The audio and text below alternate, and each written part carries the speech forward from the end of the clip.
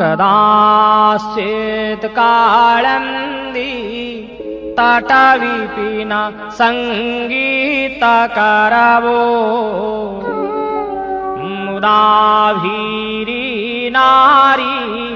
वदन कमलास्वाद मधुपः रमः सम्भ्रो ब्रह्मा मरपति गणेर्सार्चितपदो जगन्नाथ स्वामी नयनपथगामी भवतु मे भुजे साव्ये वेणु शिरसि शिखि पुच्छं कटितटे दुकूलं